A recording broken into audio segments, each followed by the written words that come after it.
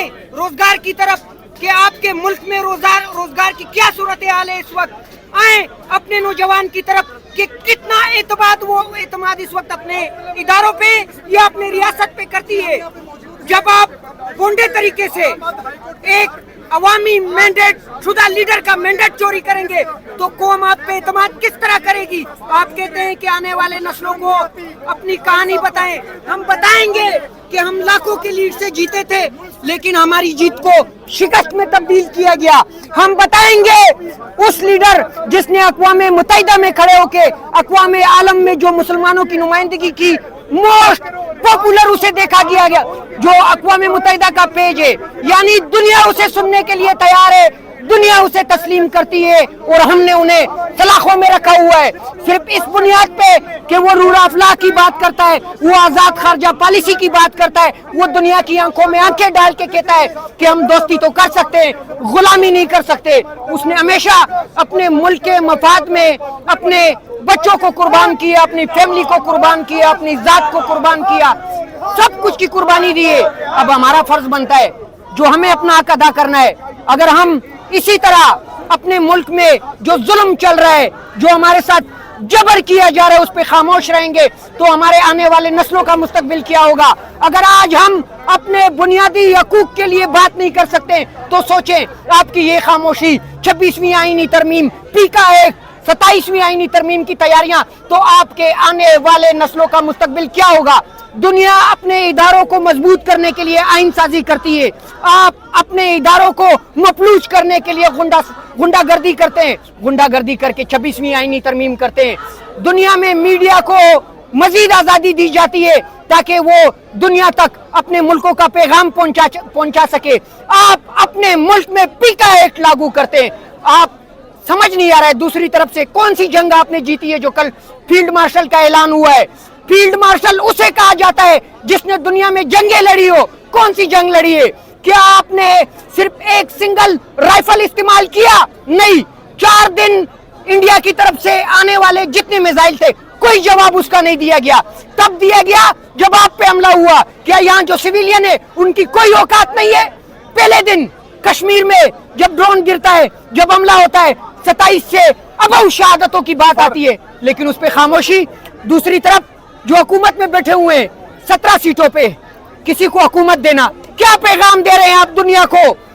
मैं बलूचिस्तान से ताल्लुक रखता हूं, मैंने एक ऐसे हल्के से इलेक्शन लड़ा है जहां इलेक्शन लड़ने का कोई सोच भी नहीं सकता है। नवाब सरदार वहां होते हैं, स्टेब्लिशमेंट वहां होती है, कोई कानून नहीं होता है। यहाँ जो आपको नजर आ रहा है इससे 100% अंधेरा है। वहां मैं इलेक्शन लड़ता हूं इमरान खान की वजह से, उसके बयानिए की वजह से मुझे वहां वोट देते हैं, मुझे कामयाब करते हैं। आप मेरे मुकाबले में एक ऐसे शख्स को कौमी असेंबली में बिठाते हैं जिसके ऊपर कराची में 35 FIR लॉन्च है, जो चोरियां करता है। यानी आप क्या पैगाम दे रहे हैं हमें कि आप चोर बने, आप करप्ट बने, आप स्टेब्लिशमेंट के दलाल बने, तब आप असेंबली में बैठ सकते हैं। अगर आप कौम की नुमाइंदगी की बात करेंगे, अगर आप कौमी लीडर की बात करेंगे, अगर आप कौम की आजाद खारजा पॉलिसी की बात करेंगे तो हम ATC अदालतों में घसीटेंगे, हम आपके ऊपर FIR लॉन्च करेंगे, हम आपके ऊपर आपके मुल्क के दारुल हुकूमत में फायरिंग करेंगे। आपने तो यही हमारे साथ किया है। और दूसरी तरफ से कहते हैं कि अपने कौम को कहानी सुनाएं, आने वाले नस्लों को कहानी सुनाएं। यही तो आपकी कहानी है।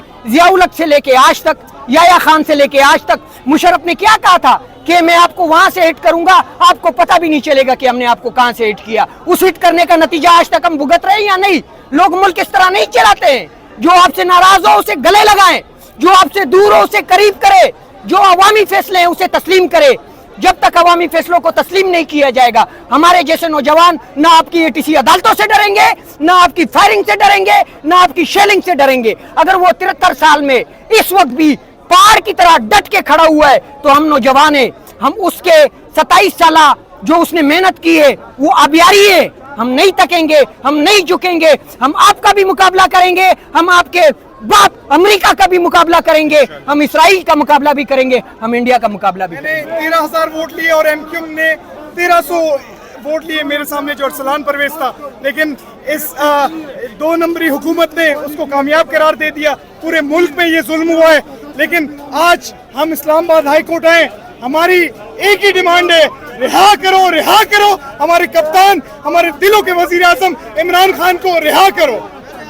ये ओरिजिनल फॉर्म में जो आपने उठा रखे हैं या इसकी भी फॉर्म 45 है और ये फॉर्म 45 में पहले दिन से जिस दिन मुझे रिजल्ट मिला था ये मैं फॉर्म 45 पहन के हर जगह गया हूँ, लेकिन ना इलेक्शन कमीशन को शर्म आती है, ना इन इदारों को शर्म आते हैं, ना इन कोर्टों को शर्म आती है कि हमें इसके इंसाफ दे सके। एक साइड पे 13,000 वोट, दूसरी साइड पे 1700 वोट, ये सारे फॉर्म 45 मेरे पास मौजूद है, लेकिन आज तक हमारे कोर्टों में केस चल रहे हैं, ट्राइब्यूनल में केस चल रहे हैं, इंसाफ नहीं दे रहे हमें।